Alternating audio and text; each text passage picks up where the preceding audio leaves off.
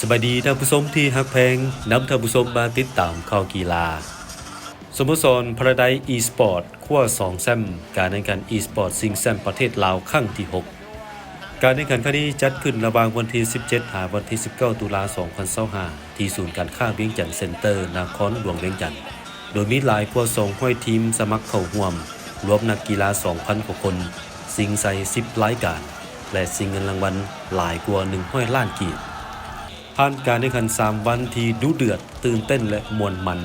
ชนะเลิศอีฟุตบอลโมบายได้แก่พิทักษ์พานุวงศ์รองชนะเลิศจิตรพรราชวงศ์ขณะที่อีฟุตบอลประเภทคอนโซลแชมป์เป็นของสุขสวรรค์สุวรรณีรองแชมป์แสงเพชรพงษ์ภักดีและอีฟุตบอลโมบายนัดพิเศษที่1ได้แก่โดมอนที่2อังกูลที่3โจโจ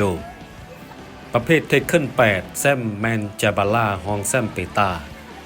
ประเภท Identity 5 หรือ Identity 5ชนะเลิศแมนทีม1 to 7รองชนะเลิศทีม CLE ขณะที่ชนะเลิศ Honor of Kings ได้แก่ทีม Paradise รองแชมป์ทีม Runion ประเภท Free Fire แชมป์เป็นของทีม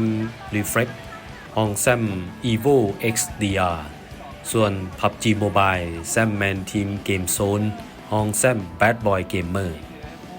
ประเภท Valorant ชนะเลิศแมนทีม9รองชนะเลิศ Evo XDR Mobile Legends แบ่งทีมยิงแชมป์เป็นของทีม Paradise รองแชมป์ทีม KK Neo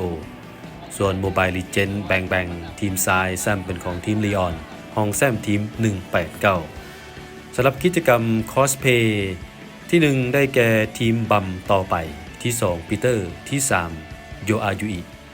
สำหรับทีมชนะเลิศและรองชนะเลิศรายการ Mobile Legends แบ่งทีมยิงและทีมทรายแมนเดซิตเป็นตัวแทนจากลาวไปร่วมแข่งขันรายการ MCC M6 เพื่อเป็นญาติโควต้าไปสู่การแข่งขัน M7 ที่ประเทศอินโดนีเซีย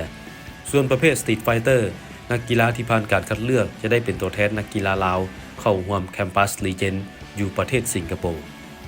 การแข่งขันในครั้งนี้ได้สร้างขบวนการ e-sport ในลาวให้มีการเคลื่อนไหวฝึกแอบและแข่งขันอย่างต่อเนื่องอย่างเป็นขบวนฟุดฟื้นทั้งเป็นการทดสอบสีมือเกี่ยมความพร้อมเข้าร่วมแข่งขันทั้งภายในและต่างประเทศโดยเฉพาะงานกีฬาแห่งชาติครั้งที่12ที่นครหลวงเวียงจันทน์ในเดือนพฤศจิกายนปีนี้และซีเกมครั้งที่33ที่ประเทศไทยในเดือนธันวาคม2025นี้ที่สำคัญสหพันธ์ต้องการสุกดันให้กีฬา e-sport กลายเป็นกีฬาอาชีพสร้างรายรับที่มั่นคง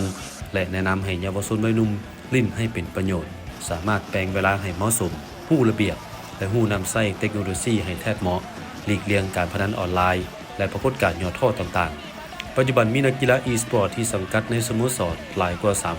350คนในทั่วประเทศและมีผู้เล่น e-sport หลายกว่า 1,200,000 คน